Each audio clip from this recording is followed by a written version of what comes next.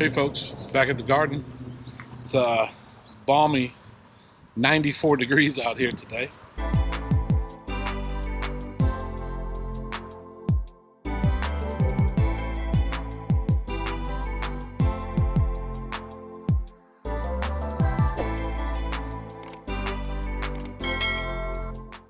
But I just wanted to give you a quick update on some stuff. Remember we were talking about the mid-season germination and how that can really benefit your garden, to do stuff progressively. As stuff comes in season, as stuff dies off, you always have new stuff that you get to plant. So one of the first things I did the other day is in these little pots here. They're just starting to come in just a little bit. These, all 5, 6 of these are kale. So that's going to be a winter crop that we'll do. And then right next to them, you see all my luscious tomatoes. They're just coming in hand over fist, which is quite wonderful. And then I'll take you around the opposite side. So you remember in the last video I was doing the mid-season germination. So mid-season germination for me is June, mid-June. Today's the 14th of June, it's a Friday. So last weekend I did the germination, and we had some of those squash, that assorted squash.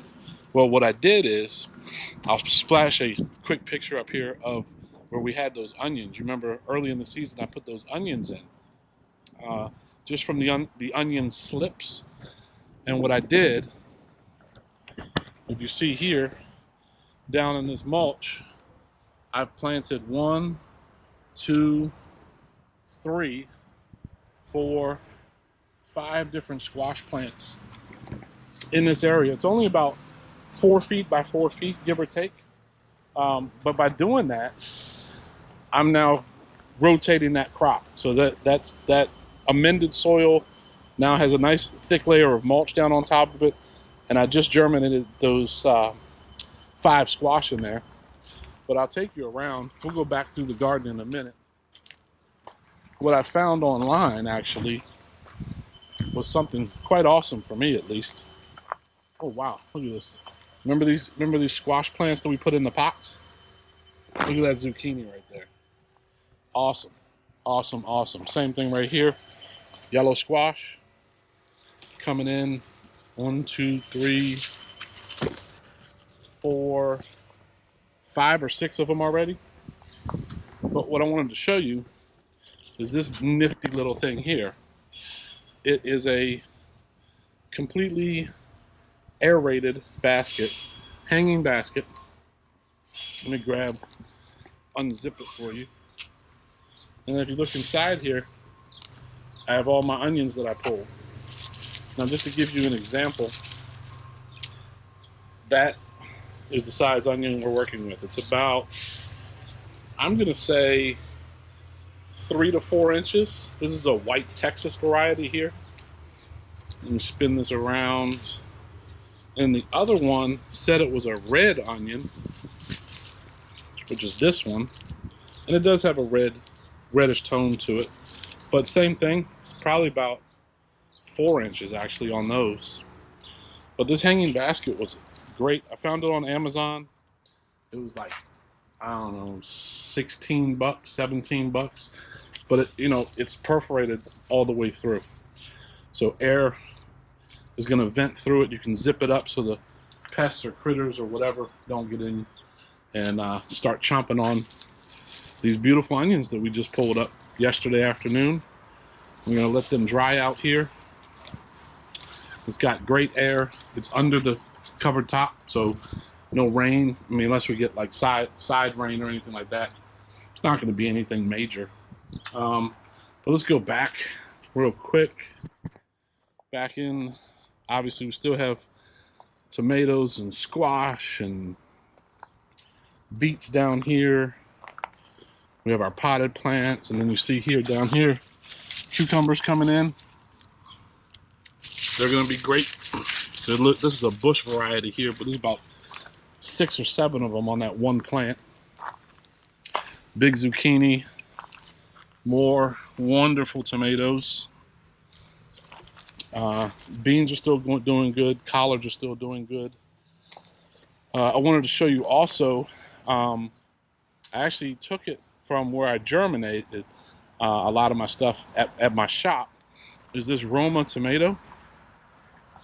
Tell me you can't grow Roma tomatoes in a pot. It's a 5-gallon pot, and there's probably 20 tomatoes on this one plant. Quite amazing. I know the last video I showed you guys also this variety of eggplant here, which I find quite interesting and quite beautiful. Look at those eggplant. They're a white, long style eggplant, which we're going to be harvesting those pretty soon. Look down here at this zucchini. I have one here, one more down there, one more up here, another one coming in behind that one, and it's just constant. So, guys, I don't want to make this video too long. Just wanted to give you kind of a quick update where we stand in the garden. It's hot as can be out here, but you know, you got to do what you got to do. We're expecting storms tonight, maybe. We'll see. I'm going to definitely just water just to make sure that it rains, right? And then right here we have a community that I just did, a community squash bed. It's just 3x6. And the other community bed is doing quite well. Meeting with some people tomorrow that might volunteer to take care of that back half all the way back there. And trying to think of what else we have here. Oh, you know what? This back, very far back bed here, all the way back in the corner, right? Gets a lot of shade because of these big trees. But it gets sunlight from about sun up until 11:30, 12 o'clock every day. So it's probably getting close to 6 hours of sun. But I direct sowed, what did I put in here? Radishes. I direct sowed arugula and kale. Then I already had the lettuce germinated, so I just transplanted that yesterday. And then when I dug up all the weeds out of this bed, cleared it all out, it definitely needs a lot more soil for next season. There were some collards growing underneath all the weeds. So I moved them back here, and we'll see what happens. You know, like anything, this is actually a bed that the volunteer that had been, or had requested to garden here hasn't been responsive. So it just grew full of weeds. So I dug them all out, germinated some stuff already, and just planted it. But I think this is going to definitely be one of my fall crops, my cold crops. So I'm planning on probably doing kale, collards, broccoli, leafy green stuff back here, just because of the amount of shade we get from these trees, right? But guys, you know, with that, it's hot. I'm going to go back and get inside after I do some watering. But if you look, I mean, that community bed right there is just flourishing. So we're going to be harvesting soon. Hopefully bring some of that to you guys. And then there was a pepper that I wanted to talk about. I know I had mentioned it. It's called Big Thai Chili.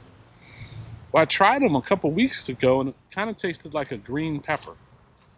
And then I actually gave some to another gardener. And she actually sent me a text the other evening saying, "My gosh, you have a tolerance for hot peppers."